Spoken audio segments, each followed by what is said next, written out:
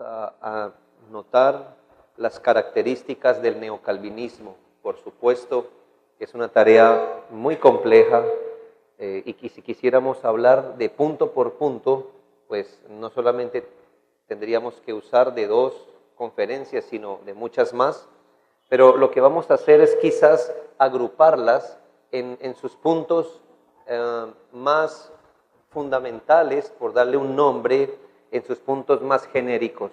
Ahora, hermanos, también debemos ser realistas a algo, que aquí vamos a decir, mire, esto es lo que está pasando, esta es una de las características del neocalvinismo, pero no vamos a tener el tiempo de decir, entonces, ¿cuál es la perspectiva bíblica? Vamos a hacer algún aporte, pero hermanos, no vamos a poder dar todo lo que nosotros consideramos como una respuesta bíblica. Quizás lo que yo haría es recomendarle algunos trabajos que ya se han hecho a favor de responder bíblicamente. Una persona alguna vez nos dijo, bueno, ya nos han explicado cuáles son las características del neocalvinismo y entonces ahora queremos que nos expliquen qué es lo que nosotros creemos de forma ahora positiva. Y entonces de unos años acá hemos hecho algunos trabajos, algunas conferencias, tratando de poner los temas de forma positiva para el pueblo del Señor. Así que si usted los pudiera consultar con más tiempo sería un aporte, pero por ahora nos vamos a centrar en identificar dónde está el problema del neocalvinismo o la neorreforma.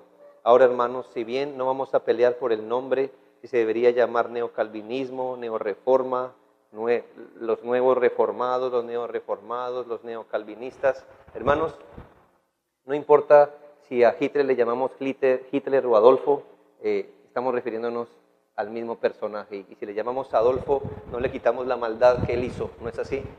Así que dele el nombre que usted quiera, el nombre que más vaya con su entendimiento. El punto es que no importa el nombre, el punto es que allí adentro hay una serie de características innegables, que eso es a lo que vamos. ¿Me hago entender? Si se nos ocurre un nombre mañana, quizá más apropiado para el movimiento, pues lo acuñaremos y está bien, pero no estamos interesados como en cómo se llama, sino en cuáles son sus características, pero por ahora le vamos a llamar neocalvinismo o neorreforma para llevar la unidad de nuestro temario.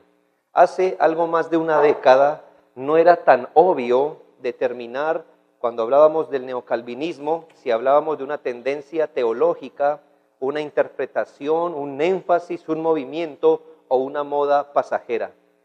10 años atrás era difícil, algo más de 10 años atrás era difícil determinarlo. Teólogos, buenos oradores, lenguaje sugestivo, movilizaciones, literatura, videoclips de muy buena edición, empezaron a surgir progresivamente aprovechando la masificación del Internet, aparentemente promoviendo la reforma. Y déjeme decirle que hay algunos que su único acercamiento de la reforma es eso. Es bajo esta promoción que desde algunos años, unos 10 años acá, quizá un poco más de 10 años acá, se han venido dando. Un aumento del interés de las doctrinas reformadas puso en evidencia una subcultura llamado jóvenes reformados e inquietos. Este nombre no me lo inventé yo, este nombre se lo inventó un neocalvinista, de hecho. Acompañados de pastores de renombre que ponían tinte de confiabilidad, empezamos con una serie de eventos, de conferencias, de eventos donde muchas personas los concurrían. Eso pasó progresivamente y aunque hoy ya hay ministerios para eclesiales, y voy a hablar de la palabra ministerios en el sentido genérico de la palabra, no en el sentido bíblico propiamente, porque entonces no deberíamos llamarle ministerios, pero es para que todos me entiendan el punto. Hoy ya hay ministerios para eclesiales reconocidos por representar básicamente lo que es el neocalvinismo. También debemos decir que de los muchos hombres involucrados en estos movimientos que representan el neocalvinismo, no todos están comprometidos con la misma fuerza en todos los puntos. Pero han acordado de manera formal y explícita participar y formar parte de esos ministerios. ¿Me hago entender? El punto es, no sé qué tanto compromiso tengan dentro de esos ministerios. Mi punto es, están dentro de esos ministerios, pudiendo estar afuera, están adentro, y eso ya es una comunicación bastante específica. La participación de estos hombres, ya sea de forma muy activa, y también, hermanos, recordemos que los maestros enseñamos con lo que hacemos y con lo que no hacemos, con lo que decimos y con lo que callamos. De forma que estos ministerios se han alimentado con lo que ellos hacen y dicen, como lo que no hacen y no dicen. Así se ha dado un aval a este movimiento. De hecho, hermanos, no estamos hablando de personas que llevan 1 o 2 meses de convertidos. Estamos hablando que el sello, el aval de este movimiento lo está dando gente madura, gente de años en el ministerio, que no andan ciegos en el movimiento que están formando y apoyando. Muchas personas nos dicen, pero ¿será que ellos sí son conscientes de lo que están promoviendo? Hermanos, si esa pregunta se le hicieran o la hiciéramos referente a una persona que lleva 2 meses de convertido, es muy probable que dijéramos, yo no creo que sean tan conscientes. Estamos hablando de personas que tienen el suficiente intelecto para saber lo que están formando y apoyando. El punto es, si ellos estuvieran en desacuerdo de lo que están formando o apoyando, su edad, su trayectoria ministerial serían suficientes para dar un paso al costado, pero al no hacerlo, están dando la comunicación de sus decisiones. Muchos dicen, pero en esas organizaciones hay hombres de Dios con buen discernimiento que no apoyan los errores del neocalvinismo. Nosotros siempre respondemos que si tuvieran buen discernimiento, ¿qué hacen avalando el error? O al menos, si fueran de ese tipo de hombres de discernimiento, ¿por qué no hablan? ¿Por qué no corrigen? ¿Por qué no enseñan a los demás dónde está el error? ¿Por qué callan? ¿Por qué omiten hablar? Es el punto. Y aquí es bueno aclarar, hermanos, que nuestra lucha no es, o nuestra argumentación no tiene que ver con los hombres. No es ad hominem, pero las ideas, hermanos, las ideas que nosotros señalamos son sostenidas por hombres. Y a veces es muy difícil señalar una idea sin señalar a quien lo promueve. Yo no sé si eso sea posible, al menos en esta era. Si usted señala la doctrina sin señalar quién la cree, es algo muy complejo. Vamos a tratar de no hacerlo, pero es muy difícil. No negamos que estos hombres que están en estos movimientos han hecho algún aporte como pastores y maestros, pero donde están fallando con los ojos abiertos son asuntos muy sensibles. El neocalvinismo tiene una reputación por la enseñanza de las doctrinas bíblicas, sobre todo por la soteriología reformada o las doctrinas de la gracia, la que se conoce en inglés como el tulip. Este movimiento usa a los reformadores y algunos hombres de Dios y los usa como héroes de su movimiento. De hecho, se ha dicho ya y está comprobado que ellos quieren el nombre y el respaldo teológico de los puritanos, aunque no quieren la piedad de los puritanos. El neocalvinismo, de hecho, es débil en doctrina. Usted dirá, no, lo que yo veo en el neocalvinismo es que son hombres fuertes en doctrina. No, son débiles y se lo compruebo por un asunto. Para hacer sus organizaciones o sus coaliciones han tenido que bajar su teología al mínimo. Si usted leyera la confesión de fe, si eso se le puede llamar confesión de fe, doctrinal, el planteamiento doctrinal de una de esas coaliciones, quizá la mayor coalición que representa el neocalvinismo, sabe que los asuntos para creer son 10 cosas, muy genéricas, la mayoría de ellas muy ambiguas. Si usted me dice que eso es madurez doctrinal, que eso es ser fuerte en doctrina, entonces tendría usted que leer las confesiones de fe antiguas para que empiece a entender qué es solidez doctrinal y cómo se expresa en realidad la madurez en el entendimiento bíblico. Pero como movimiento, y aunque sea a veces difícil identificar todo lo que significa el neocalvinismo, sí genéricamente podemos señalar algunos puntos. Déjeme hablar hoy de dos. Uno, la primera característica del movimiento neocalvinista es el ataque a la suficiencia de las Escrituras. El ataque a la suficiencia de las Escrituras. ¿De dónde sale la palabra suficiencia de las Escrituras o el concepto o la doctrina de la suficiencia de las Escrituras? Bueno, es una frase muy confesional, una frase muy reformada, donde estamos hablando que la palabra de Dios, al venir de Dios con un propósito específico, es suficiente para cumplir el propósito por la cual Dios nos dio su palabra. Es decir, para el propósito por el que Dios nos dio su palabra, para ese propósito la palabra de Dios es suficiente. Usted haría bien para repasar qué significa la suficiencia de las Escrituras, repasar el primer capítulo de la Confesión de Fe. Si quiere hasta leerla en Westminster o la de 1689, que es la que abrazamos, puede usted corroborar qué significa y cuál es el alcance de la doctrina de la suficiencia de las Escrituras. Así que cuando yo hablo que una de las características del neocalvinismo es el ataque a la suficiencia de las Escrituras, parece una aseveración temeraria, porque precisamente usted los ve haciendo grandes esfuerzos y hablando de la suficiencia de la palabra de Dios, de la centralidad de la palabra de Dios, de la predicación expositiva y cosas así. Y creo, hermanos, que aquí al pueblo de Dios le ha faltado discernimiento, al pueblo de Dios le ha faltado ser más bíblico en hallar cuál es el estándar que la misma Biblia usa para calificar a los maestros. Si hiciéramos esta tarde un test y le dijera, bueno, según la Biblia, ¿cómo se califican los maestros de una congregación? ¿Basado en qué usted puede decir, él es un buen maestro o es un mal maestro? ¿Tendríamos una respuesta unificada? Difícil, ¿verdad? Difícil.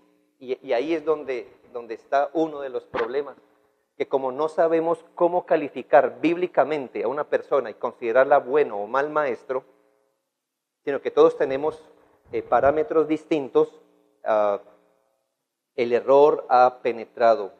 Muchas personas piensan que un buen maestro es una persona que intelectualmente es capaz o que en su oratoria es capaz. Y sin duda, hermanos, que un maestro de una congregación debe tener conocimiento de la palabra de Dios y debe tener habilidad para exponer la palabra de Dios, eso no lo negamos.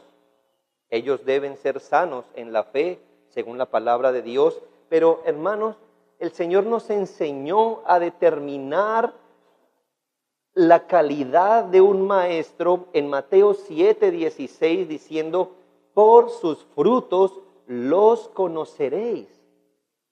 Este texto, si lo analizamos en su contexto, no únicamente, pero principalmente está hablando de los maestros, de las enseñanzas sobre las cuales los creyentes levantamos nuestro fundamento de vida. Y entonces, cada uno que se expone a un maestro debe estar pendiente cuáles son los frutos que él muestra. Y entonces aquí, hermanos, no es lo que ellos digan, no es lo que ellos profieran con sus labios, porque ellos pueden ser hábiles hablando. Estoy hablando de los maestros del neocalvinismo. Ellos pueden ser hábiles hablándole a usted de la suficiencia de la Escritura y usted dice, no, pero mire, aquí hay una conferencia, la suficiencia de las Escrituras. Hermanos, no es solo lo que ellos digan, no es lo que digan con sus labios. Mire lo que ellos hacen. Mire cuáles son sus prácticas. Mire cuáles son y cómo son sus ministerios, sus iglesias, sus amigos con que se asocian, sus plataformas, su adoración, sus metas. Es decir, mire sus frutos, mire sus evidencias. Ellos pueden afirmar la suficiencia de las Escrituras, pero ¿qué los ves haciendo? Honrando su suficiencia. No me digas que ejecutando técnicas de mercadeo honras la suficiencia de la Escritura. No me digas que uniéndote a ministerios dudosos y hasta a veces ministerios tendientes al ecumenismo, me estás demostrando que crees que la palabra de Dios es suficiente. Me estás mostrando es lo contrario, que necesitas del mundo, que necesitas de sus filosofías, que necesitas transigir para ser alguien en el mundo evangélico. Así que no es lo que digan, hermanos, por sus frutos los conoceréis. Y es consecuente que si se ataca el fundamento, hoy es el neocalvinismo, antes quizá fue el carismatismo, quizá antes fue el liberalismo teológico, no importa el problema, el hipercalvinismo, el arminianismo, no importa cuál es el problema, si se ataca el fundamento, hermano, de ahí hacia arriba, todo el edificio va a sufrir. Todo irá cambiando en adelante, es decir, piensa en esto, si tú botas tinta o pintura en el nacimiento de un río, de ahí hacia abajo todo se contaminará. Puede ser que el asunto en el nacimiento del río se vea pequeño, pero en adelante el daño se hará enorme. El hacha no necesita ser igual que un árbol para derribarlo. El virus no necesita ser igual de grande al cuerpo para enfermarlo. No hay que menospreciar esto. No podemos razonar. Es que la diferencia entre nosotros y ellos es un pequeño punto en doctrina. Es un enfoque. Eso jamás se queda así. Eso jamás se queda así. Cambiando el fundamento en un asunto pequeño aquí, se cambian los objetivos, los métodos, las implicaciones doctrinales allá. Y eso no es una suposición. Eso es lo que ha venido pasando y eso es lo que hoy vemos. Por ejemplo, déjame poner un ejemplo de cómo se ataca la doctrina de la suficiencia de las Escrituras, haciendo, por ejemplo, una distinción entre doctrinas fundamentales y no fundamentales. Como hemos dicho, esa aparente distinción es válida si bien se explica y en un contexto muy definido, pero no como hoy la han planteado los neocalvinistas. La suficiencia de la palabra de Dios ha sido atacada cuando se ha planteado de forma arbitraria la discriminación de las doctrinas en primarias, secundarias y terciarias. Y esto no es una exageración. Un teólogo neocalvinista planteó un triaje teológico. Él hace una pirámide y dice en la parte de arriba de la pirámide están las doctrinas fundamentales o de primer nivel. Abajo están las doctrinas secundarias o de segundo nivel. En la parte de abajo están las doctrinas terciarias o de tercer nivel. ¿Qué ocurre, hermanos? Que en lugar de ahora mirar la fe como un cuerpo de doctrina, como la fe que una vez ha sido dada a los santos, como todo el consejo de Dios, este nuevo pensamiento ha fragmentado lo que jamás debió ser fragmentado. Es decir, si la Biblia nos habla de un cuerpo de doctrina, le debemos al neocalvinismo el haber descuartizado ese cuerpo y haberlo segregado en niveles de importancia o de implicación. El punto es que creo que ellos han visto la fuerza que tiene la doctrina de la suficiencia de las Escrituras, que si crees algo de la Escritura, entonces estás obligado a creer todo de la Escritura. Y ese es un precio muy alto. Y entonces, ¿qué es mejor hacer? Es mejor decir, hay cosas que quiero creer y entonces son primarias, doctrinas primarias. Y hay cosas que no deseo llevar la cruz tan fuerte como es y entonces le colocaré doctrina secundaria. Hermano, ¿y quién nos dijo a nosotros que deberíamos subordinarnos a la conclusión de ese teólogo? ¿Por qué arbitrariamente Él eligió por nosotros cuál es la doctrina primaria y secundaria. ¿Eso no abre la posibilidad para que usted también haga su propia pirámide en su mente y diga usted mismo cuáles son las doctrinas que usted quiere seguir y cuáles son de segundo nivel y cuáles son de tercer nivel? Imagina, hermano, lo que estamos diciendo. Ayer dijimos, es necesario guardar el depósito. El Señor no dijo, guarden las doctrinas primarias, las más importantes, las fundamentales. No, guarde el buen depósito del Señor. Vele la sana doctrina. El apóstol Pablo no dijo, yo no he dejado de enseñarles las doctrinas fundamentales, es decir, lo demás ya lo irán aprendiendo, pero lo fundamental, no, él dijo, no he dejado de enseñarles todo el consejo de Dios. Y Judas dice, hermanos, es necesario que defendamos la fe que una vez fue dada a los santos. No dice, hermanos, defendamos las doctrinas fundamentales. No, hermanos, la fe en todas sus doctrinas. Claro, hermanos, esto se hace porque hoy hay una procura más grande que mantener y sostener y defender la verdad, y es la famosa unidad. Y como le dije ayer, creemos en la unidad del cuerpo de Cristo, pero la unidad sobre la base de la verdad, y entre más verdad, más unidad. Vas a reconocer un neocalvinista porque él está adiestrado a pensar en términos de doctrinas fundamentales y no fundamentales. Y es muy fácil para el neocalvinista hacer esto. La doctrina que no quiere entender, que no quiere llevar, entonces es fácil para él decir, esto no es fundamental. Es fácil, ¿verdad? Tengo problemas con el día del Señor. Eso significa renunciar a mi tiempo, como si tuviéramos nuestro tiempo, mi tiempo, a mis proyectos, a mi diversión. No quiero llevar la cruz. Entonces, ¿qué hago con la doctrina? No fundamental. Quedó hecho el trabajo. ¿Lo vio? Tan fácil como es. No quiero estudiar la escritura. No quiero abandonar la mundanalidad en la adoración. Quiero porque me gusta el pop, me gusta el rock, me gustan los ritmos tropicales en la adoración, pero no quiero estudiar la Biblia, no quiero hacer exégesis a los textos, no quiero hacer eso. Entonces, ¿qué hago con la doctrina de la adoración en el culto público? Doctrina secundaria. Ya, ¿ves?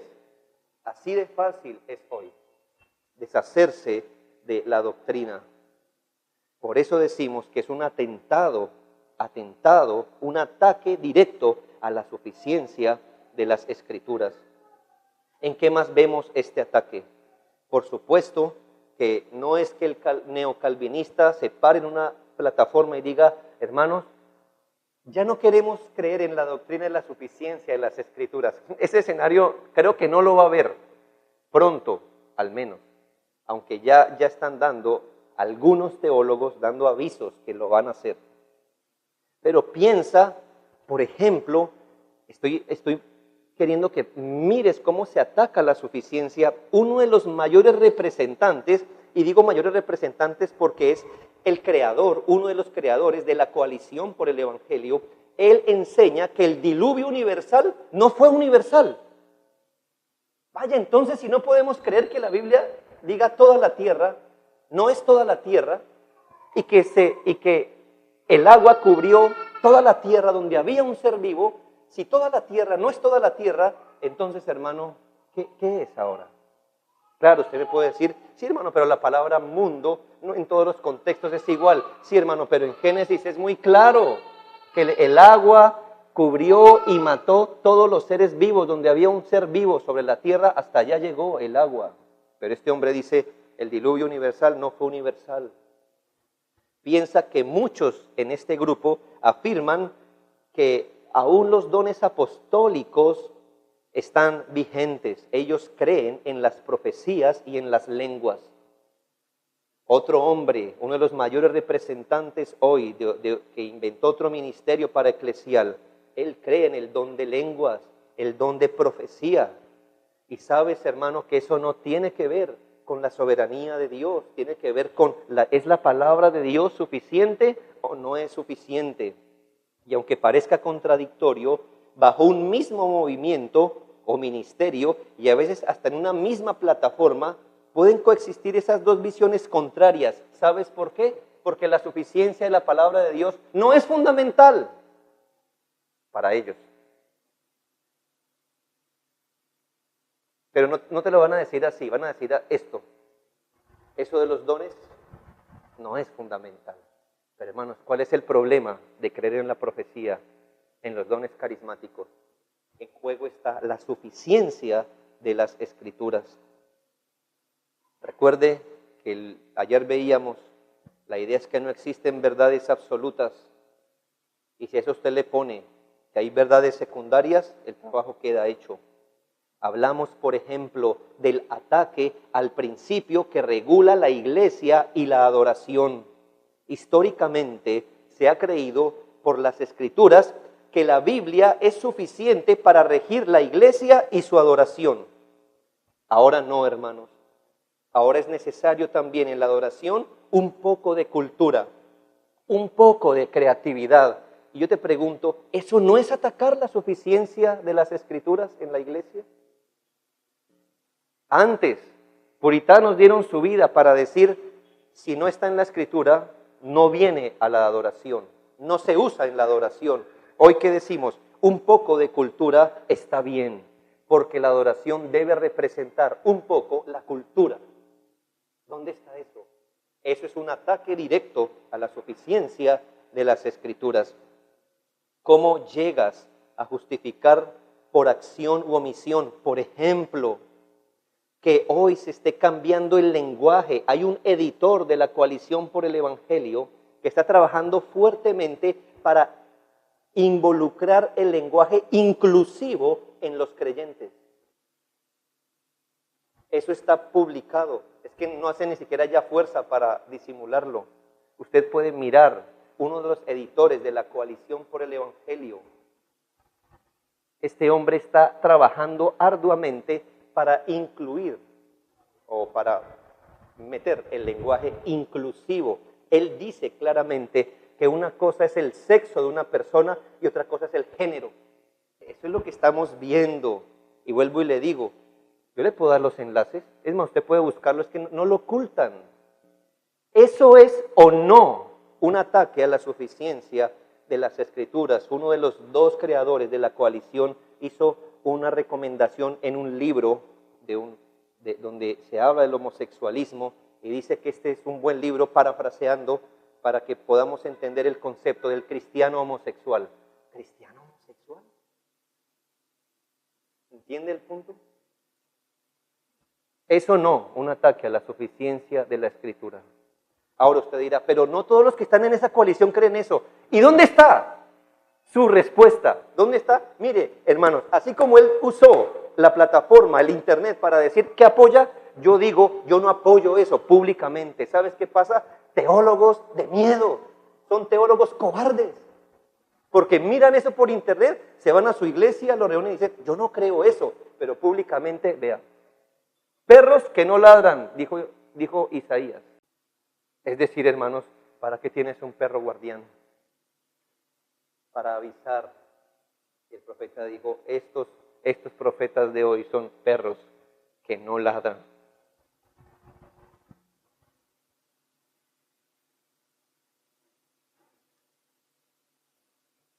Hoy se usa un lenguaje nuevo y sugestivo. Es nuevo. A veces parece que enseñan lo que nosotros creemos, pero para decirle que el creyente no está bajo la ley. Por supuesto que este ánimo es principalmente dirigido para abrogar tanto el segundo como el cuarto mandamientos, porque si abrogan el segundo mandamiento, en la adoración pueden usar lo que ellos quieran, y el cuarto mandamiento coarta su libertad, porque ellos quieren invertir el día semanal del Señor en sus propios asuntos. Y si bien, hermanos, debemos reconocer que nosotros tampoco somos tan consecuentes con nuestra doctrina de la suficiencia de las Escrituras, debes saber que de parte de ellos lo hacen por estrategia, conocimiento e intención. ¿Cómo más se ataca la suficiencia de las Escrituras? Cuando se promueve una forma de relativismo y agnosticismo. Ayer hablábamos algo de estas filosofías del relativismo la negación de la existencia o la pertinencia de valores absolutos. Es decir, que no existen verdades o valores vinculantes para toda la humanidad, ni pertinentes para toda época. Así que no hay una verdad o un valor que pueda reclamar ser absoluto, sino que las cosas son verdad, depende de la persona, el grupo, la época o la circunstancia. Bajo esta filosofía, la verdad no gobierna, las circunstancias gobiernan, el pensamiento del hombre gobierna. Y aunque todos los creyentes, para eso tenemos la Escritura, hermanos, para no caer en relativismo moral, en verdad, hoy, hablar la verdad parece un atentado a la unidad.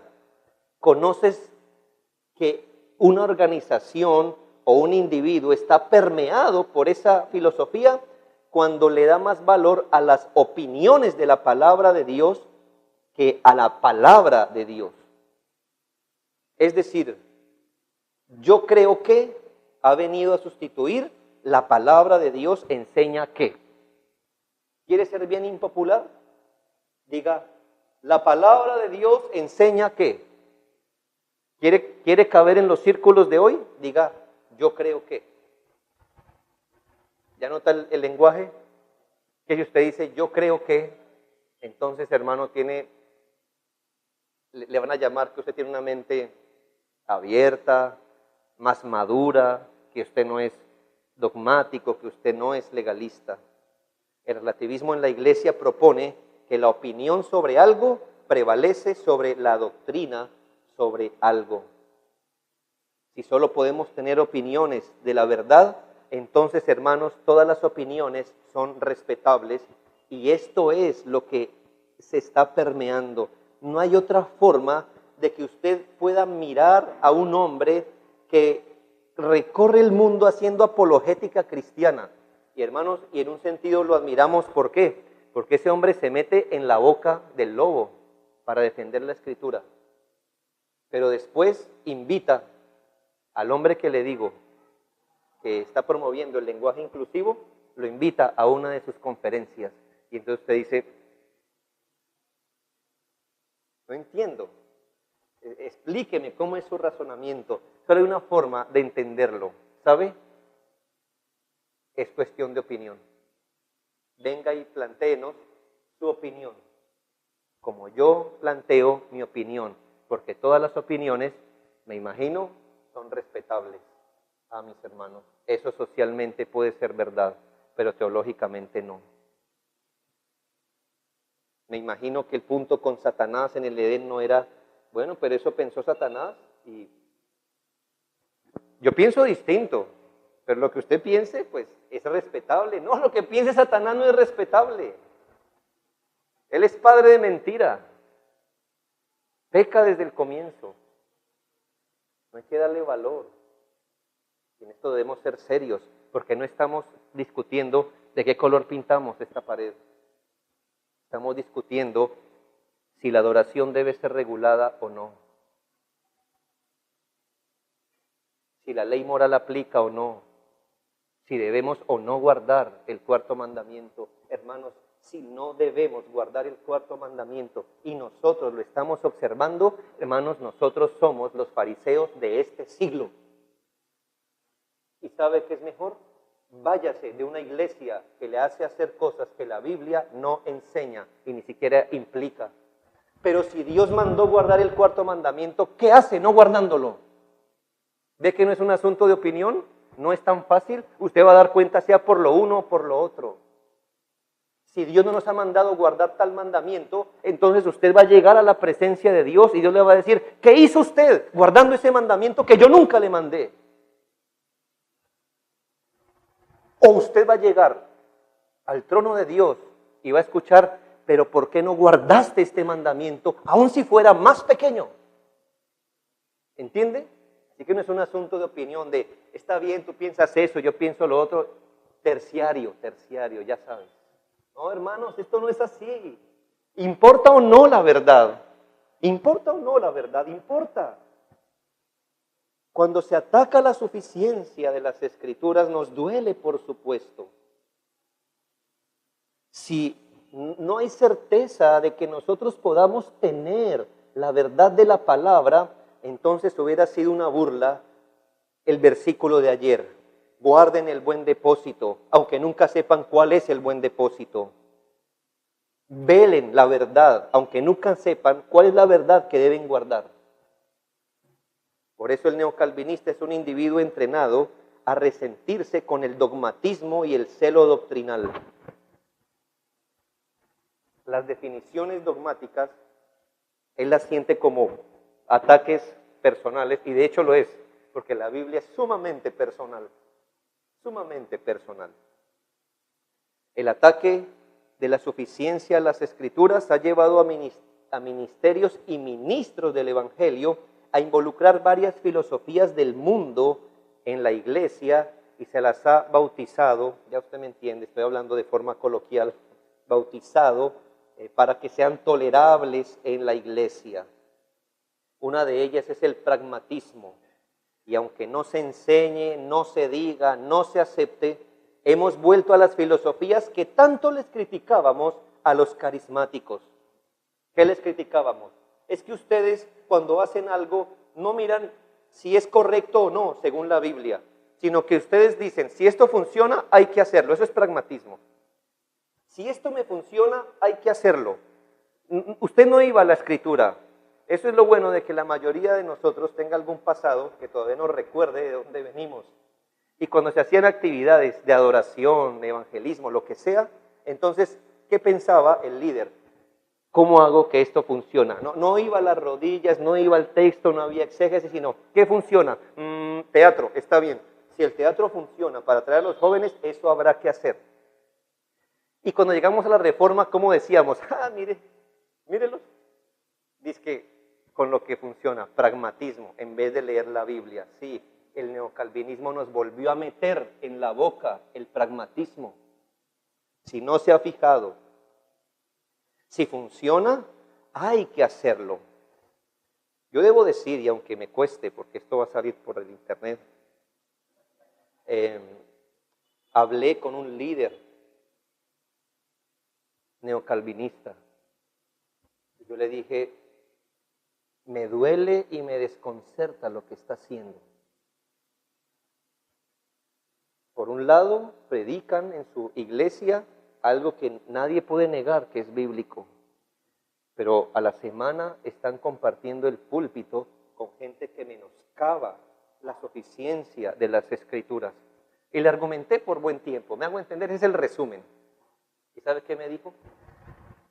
Mire, todos los pastores de esta iglesia decidimos hacer esto porque era la mejor manera de tener influencia sobre otras iglesias. ¿Sabe qué pasó, hermano?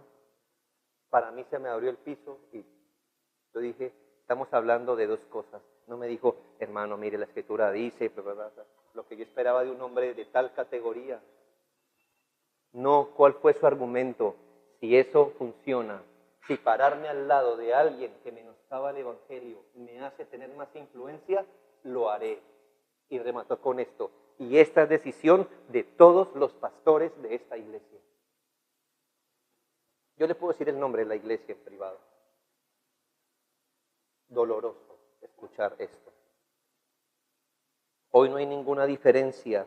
Recuerdo el episodio en 2012, si no estoy mal, de uno de los líderes neocalvinistas que ganó el premio del libro cristiano, un premio del libro cristiano más vendido en su tiempo. Un neocalvinista. ¿Sabe? Un año después se descubrió un escándalo, que él, para ganar ese premio, utilizó una organización para comprar todos los libros que él mismo había impreso. Así que usó una organización paralela. Esta organización compró todos los libros en un tiempo récord, obviamente, y cuando lo enfrentan y le dicen, ¿por qué hiciste eso? Eso es deshonestidad. Él dijo, yo quería realmente estar en el top de los libros más vendidos para que así la gente volviera y mirara los ministerios bíblicos y sintiera apetito. Es decir, si la gente dice, ¿qué libro está siendo más vendido? Pues así va a conocer la doctrina bíblica. ¿Cómo se llama eso, hermano? Pragmatismo. No le estoy hablando de Cash Luna, de Maldonado, muy probablemente, no sé si ellos lo hagan, pero si lo hacen, ¿qué diríamos? Esos hombres no tienen escrúpulos, ellos robarían a su propia madre si les diera permiso. Lo hacen con la novia de Cristo, no lo van a hacer con su propia madre. Hermanos, pero no le estoy hablando de un carismático, le estoy hablando de un neocalvinista. Segundo, para terminar, ¿qué segunda característica vemos en el neocalvinismo? Un ataque a la eclesiología bíblica. Cuando hablamos de eclesiología, hablamos de la doctrina de la iglesia. La doctrina de la iglesia. Usted y yo sabemos, hermano, que cuando hablamos de doctrina no solamente estamos pensando en la teoría de la doctrina, sino en la doctrina que lleva a la práctica de la doctrina. Y es un derivado del anterior. Piense esto. No es la doctrina de la iglesia la que sostiene la doctrina de la suficiencia de las Escrituras. Es al revés. La doctrina de las Escrituras sostiene las demás doctrinas. Así que piense, si usted mina aquí abajo, ¿qué pasa aquí arriba? Pues también se derrumba. Minada la suficiencia de las Escrituras, metidos en filosofías pragmáticas, hermanos, todo se derrumba de ahí abajo. Si la palabra de Dios es quebrantada, ¿qué pensaremos de una de sus más recurrentes e insistentes doctrinas, como lo es la doctrina de la iglesia? Debo decirle que el neocalvinista ya es un individuo entrenado a pensar de forma liviana o equivocada de la iglesia, ya sea en su aspecto universal como local. Y aquí entre paréntesis le digo algo. Debemos lamentar, pero debemos corregir, que la reforma que nos llegó a Latinoamérica hasta el día de hoy haya sido una reforma coja, porque nos llegó la reforma soteriológica, pero nunca nos llegó la reforma eclesiológica. Parece que los misioneros que trajeron la reforma aquí razonaron, estos pueblos del tercer mundo solo necesitan saber la predestinación. No importa si mancillan la iglesia, desde que crean en la predestinación. Es un reclamo que estoy haciendo hoy público. Hermanos, ¿quién le dijo a los misioneros que solo necesitábamos una doctrina? Necesitábamos todo el consejo de Dios. ¿Qué pasa hoy? Eso es lo que nos ha llevado a pensar que si usted cree en la predestinación, usted es reformado. Hay organizaciones aquí en Colombia, universidades aquí en Colombia, que es fácil, usted va, se confiesa soteriológicamente reformado, a usted le dan un título y hasta se le nombra pastor a dedo. Usted es pastor de esta iglesia, solo por mantener la soteriología reformada. ¿Le suena parecido? Por supuesto. El neocalvinista está entrenado a pensar de forma equivocada con respecto a la iglesia. De nuevo le animo a que no mire lo que ellos enseñan. A veces es increíble verlos enseñar y uno dice, yo creo eso. Pero cuando practican, yo digo, nunca practicaría eso si Dios me ayuda.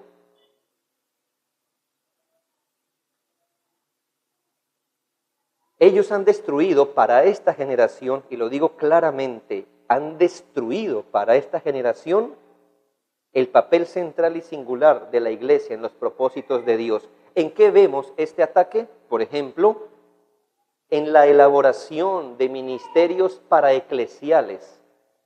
Como se fijará, ministerios paraeclesiales porque surgen y son mantenidos como organizaciones paralelas a la iglesia. Por eso son paraeclesiales. ¿Le suena algo el paramilitarismo? Sí, ¿verdad? En nuestro país es muy conocido ese nombre. ¿Por qué paramilitarismo? Porque es una organización paralela al ejército o a los militares, paralela, que anda a la par, supuestamente, haciendo la tarea que le corresponde al ejército. Pero la hace de forma ilegal, usurpando. ¿Me hago entender? Ministerio paraeclesial es una organización que surge y se mantiene de forma paralela a la iglesia, que pretende, según ellos, hacer la tarea que Dios le encomendó a la iglesia y generalmente sustrayendo sus recursos, usando su personal y casi que orientando a las iglesias a ellas. Las iglesias ahora andan en función de atender y alimentar instituciones paraeclesiales. ¿Quién iba a pensar? Dios dejó una organización en esta iglesia, en esta tierra, se llama iglesia. Ahora los hombres hemos creado instituciones a la par, y ahora no solo eso, sino que ahora la iglesia trabaja en función de las organizaciones paraeclesiales. Yo no estoy diciendo que al revés sería mejor, que las instituciones paraeclesiales deberían trabajar para la iglesia, pero en un escenario ese sería lo mejor. Pero lo que es bíblico es que esas organizaciones no existieran, no son bíblicas. Usted va a mirar que cuando la iglesia del Nuevo Testamento razonó, vamos a suponer, teníamos un problema de doctrina, ¿cómo razonó la iglesia? Hermanos, ¿qué tal si hacemos una organización para responder a este problema doctrinal? No, usted no encuentra eso. Usted encuentra que las iglesias se fortalecían en el Señor y respondían a sus problemas. Tenemos viudas, ¿qué hacemos? Creemos una ONG para que todas las iglesias ofrendemos y ayudemos a los pobres de entre el pueblo de Dios. No. ¿Cómo se ayudaba antes a los pobres del pueblo de Dios? En sus propias iglesias. Hermanos, ¿dónde se preparaban los pastores de la primera iglesia? ¿Dónde? Al apóstol Pablo decía, ¿le recomiendo este seminario? ¿Esta universidad? No. Él dijo, lo que has oído de mí ante muchos testigos, esto encárgale a hombres que sean idóneos. ¿Quién preparaba la segunda generación de pastores? Su pastor. Su pastor. Estas organizaciones usurpan el papel y las tareas que Dios ha encomendado de manera formal y clara a la iglesia, debilitan la iglesia del Señor y fomentan el desorden en la iglesia, donde Corintios dice, hágase todo decentemente y con orden. Hablamos de seminarios, universidades, coaliciones, organizaciones, ministerios, fundaciones que pretenden adelantar el reino de Dios pasando por encima de la iglesia local sin su supervisión y más bien usando la iglesia a su antojo. Hablamos otro ejemplo de cómo se está atacando la eclesiología bíblica, de lo que llamaríamos la iglesia virtual de facto. Por supuesto, hermanos, que por ahora no hay ningún neocalvinista que diga, hermanos, no nos reunamos más, mantengamos un estilo de iglesia virtual. No, eso no lo dicen, por supuesto, pero mi punto es, por sus frutos los conoceréis. Iglesia virtual de facto o iglesia virtual de hecho. Es decir, que el neocalvinista, lamentablemente, es una persona que está enseñada a pastorearse a sí misma a través del internet, pasando por encima de lo que Dios le enseña en su iglesia local. ¿Sabe, hermanos? Conozco cientos de pastores. Los conozco en el sentido que hemos hablado, que nos hemos entrado a sus problemas prácticos en las iglesias. Y una de las quejas, no la más grande, pero una de ellas es la siguiente. Hermanos, yo exhorto a veces a la iglesia, por ejemplo, hermanos, asistan al culto de oración. Una iglesia que no ora, Dios no la bendice. Las iglesias, así como adoran juntas, deben orar juntas. ¿Sabe qué hace la iglesia? Hasta que aparece un artículo en el blog conocido.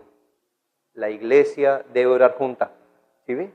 Hay que venir al culto de oración. ¿Qué es señal esto? Que esa persona se está pastoreando a sí misma por internet.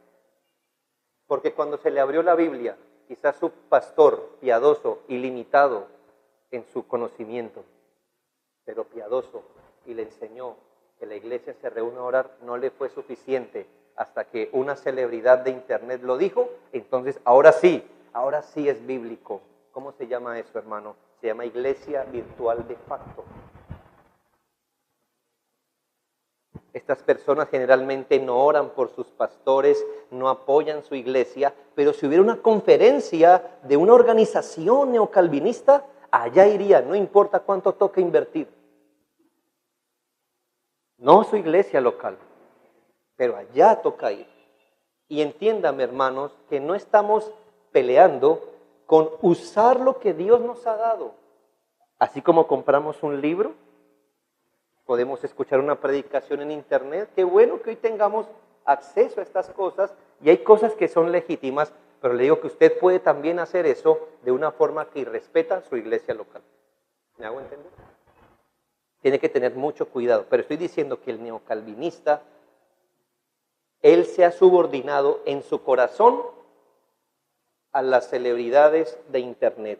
Es más, hasta puede llegar a contradecir a su pastor, porque hace 2 días escuchó en internet a otro pastor decir algo distinto. Y quizás se lo ponga de ejemplo. Es que esta iglesia, ¿usted cómo me va a decir que nosotros estamos bien? Esta iglesia tiene 40 miembros. Esta iglesia tiene como 1000. No me digan que 1000 están equivocados. No, pues si es por número, hermanos, entonces el Islam tiene la verdad. Si es por números. No, hermanos, es por la Biblia. Por supuesto que podemos usar las cosas. Al fin la Biblia dice, todo es vuestro, sea Apolos, sea Cefas, todo es vuestro. Hermanos, pero hay una forma de hacer eso donde pasamos por encima de la iglesia local y sobre todo de la palabra de Dios. Quizá algunos estén suspirando diciendo, yo quisiera estar en ese país y siendo pastoreada por tal pastor. ¿Sabe, hermano? Usted está aprovechando que él no le conoce a usted. Los pastores tenemos la tarea de conocer la gente y de hablarles exactamente de sus cosas.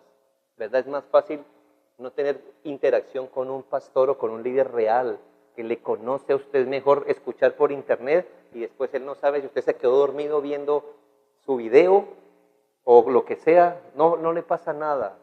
Pero estar bajo la organización de una iglesia local, sí, es distinto. Como entienden, no es tan sencillo, pero hermanos, cuidado, porque el neocalvinista hoy está dispuesto a pasar por encima de su iglesia local. También lo vemos en cómo se promueve en el neocalvinismo una membresía libre. No son muy comunes los libros de membresía bíblica entre los neoreformados, ¿se ha dado cuenta? Yo conozco al menos un libro al menos, uno, hecho por un neocalvinista. Quizá haya 2, pero hermanos, ¿por qué la omisión de esta doctrina? Literalmente se está levantando una generación que quiere vivir su vida en términos propios, sin que nadie pueda ni deba supervisarlo. El neocalvinista es una persona entrenada a estar al mando de su membresía sin necesidad muchas veces de ser miembro de una iglesia. Para eso está el internet. En otros casos será un miembro, pero a su manera, pasando por alto su iglesia local. El neocalvinista, si puede dividir la iglesia en opiniones, la dividirá. Creará grupos dentro de la iglesia. Ejercerá ministerios por fuera de la iglesia y de su supervisión y más. ¿Y esto qué demuestra? El poco entendimiento y valor que le da a la iglesia local. Estas personas son recibidas a las iglesias bajo parámetros muy generales y ambiguos, y el día que se quieran ir, como está un artículo en algún portal de esos, dice que el miembro que se quiere de su iglesia se puede ir sin dar ninguna explicación a nadie.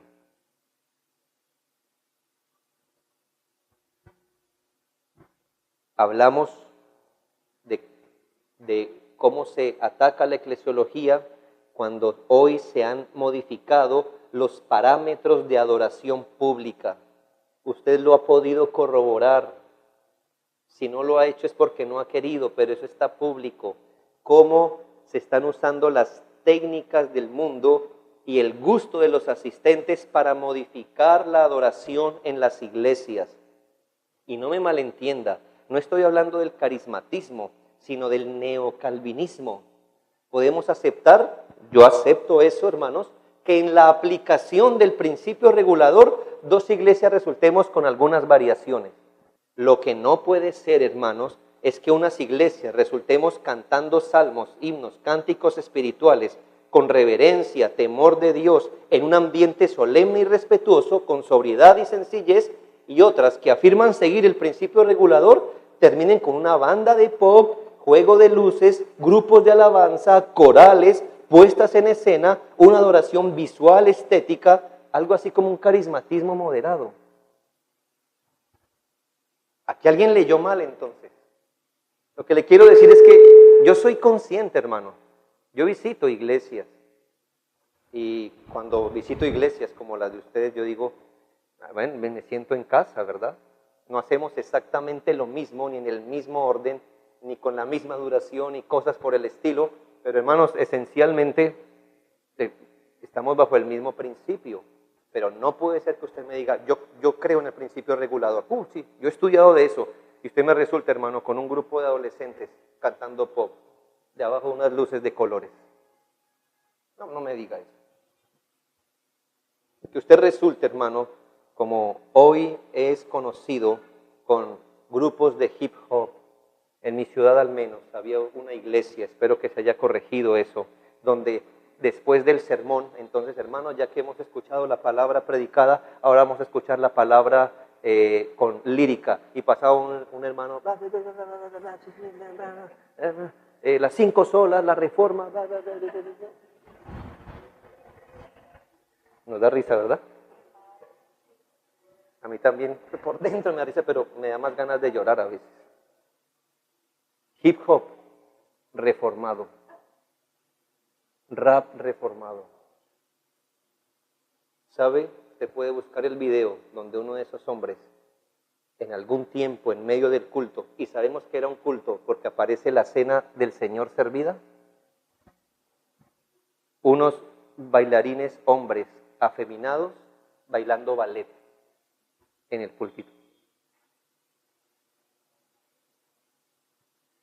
Usted dirá, no todos los neocalvinistas hacen eso. Yo digo, puede ser que no todos de esa forma, no todos a ese nivel.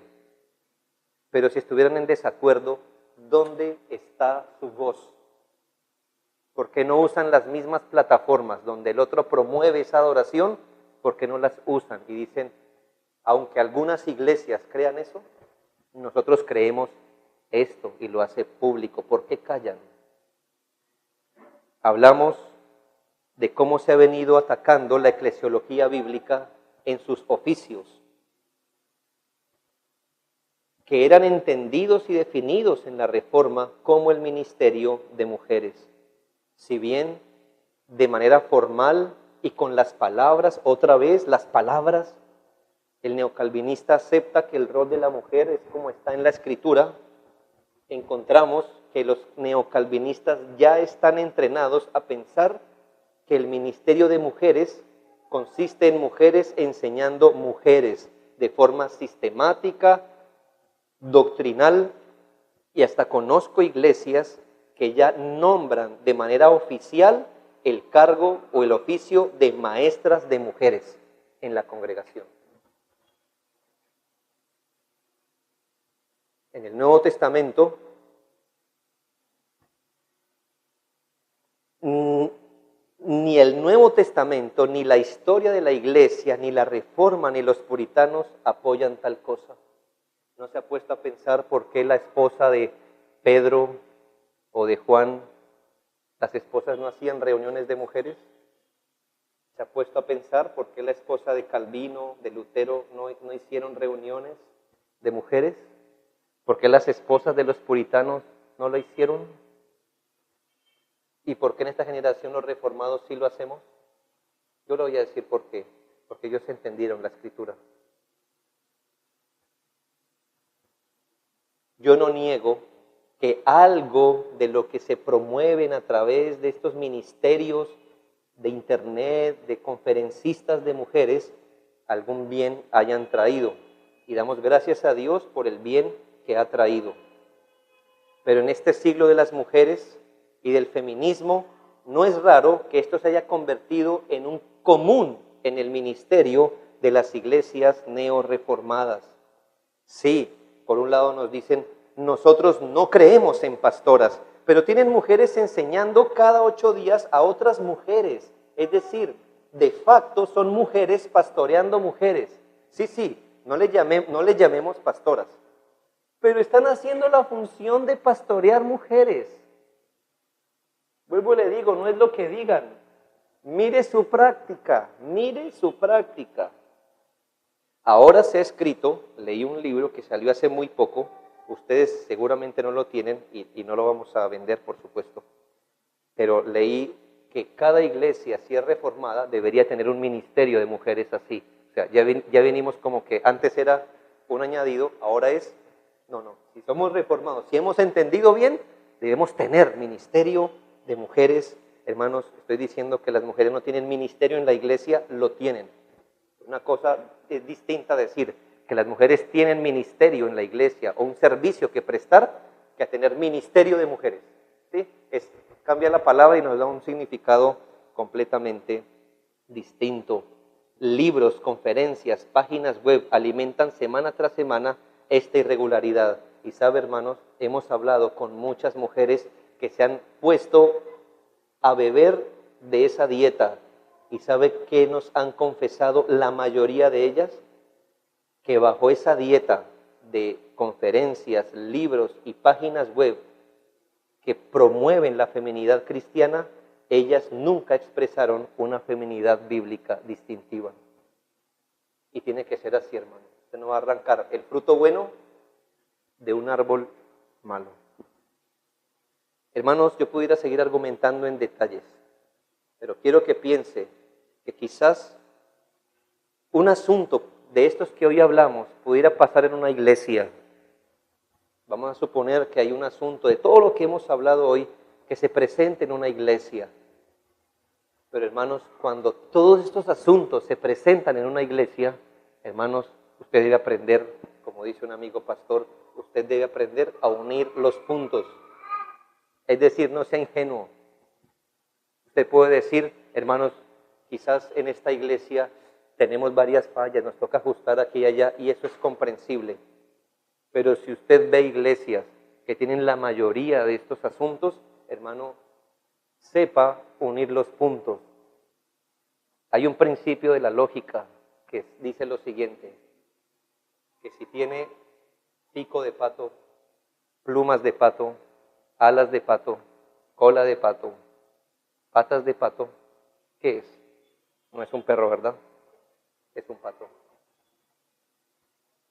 Y si expugnan la palabra de Dios, no siendo claros si son continuistas o cesacionistas, si su adoración pública ha cambiado, si su evangelismo ha cambiado, si el ministerio de mujeres ha cambiado, si apoyan ministerios para eclesiales, hermanos, ¿qué son? ¿Reformados históricos? No, hermanos, eso ya tiene un nombre, o déle el nombre que sea, pero ya no es reformado. Pero hermanos, yo estoy seguro que esto es quizás la única reforma que muchos conocen. Que vinieron a ser reformados fue a través de estos ministerios. Dele gracias a Dios que conoció la reforma, o algo de la reforma, pero el hecho que Dios haya usado esto para traerlo de donde usted estaba, no significa que se deba quedar ahí. Ponga un ejemplo. Vamos a suponer que usted tiene que caminar sobre este filo. Usted está en un 10º piso y usted tiene que caminar sobre este filo. Vamos a suponer que usted, como pudo, lo pasó y no se cayó. Hermanos, usted no se cayó a pesar de lo que hizo. No por lo que hizo, sino a pesar. Dele gracias a Dios que no se cayó. Pero usted no puede decir esto. Como a mí me funcionó, entonces de ahí en adelante todos pasemos por aquí, pasemos por aquí. No, hermanos, si usted hoy tiene luz en la reforma, gracias a que pasó por ese estrecho camino que le proporcionó el neocalvinismo, dele gracias a Dios que usted conoce la verdad a pesar de eso, no por eso. Eso no comprueba que este camino es sólido. Eso comprueba que Dios es misericordioso. Eso comprueba. No que el camino que usted tomó fue el mejor, sino que usted tiene un Dios que es lleno de gracia. Hermanos, entonces, ni siquiera que sea común, ni siquiera que lo hagan líderes de renombre, es garantía de que esté bien hecho. Siempre decimos a la ley y al testimonio. Es la palabra de Dios. Nosotros necesitamos la palabra de Dios. ¿Vale la pena guardar y mantener la verdad? No solo vale la pena, sino que recordemos, retén la forma de las sanas palabras que de mí oíste, en la fe y amor que es en Cristo Jesús, guarda el buen depósito por el Espíritu Santo que mora en nosotros. Recordemos que el cuerpo de Cristo es casa de Dios, la iglesia del Dios viviente, columna y baluarte de la verdad. Y si nosotros, hermanos, no tomamos este encargo como iglesia, ¿quién lo va a hacer? Que Dios tenga misericordia, hermanos, de nosotros, y esperamos mañana completar o complementar el tema de las características del neocalvinismo. Tenga paciencia y esperanza. Esto no se va a quedar en lo negativo. Tengo un par de enseñanzas de cómo deberíamos obrar a la luz de, hoy es esto, mañana puede ser otro asunto, pero es decir, no se vaya apesadumbrado, porque la Biblia tiene siempre una respuesta, pero a veces para apreciar el recurso de la palabra es necesario a veces decir, mire el terreno que estamos pisando. Es decir, me cargaría que si yo fuera un comandante suyo y estuviéramos caminando por un piso minado, yo me iría más intranquilo si me fuera a dormir diciendo, es que yo no quiero preocupar a mis soldados.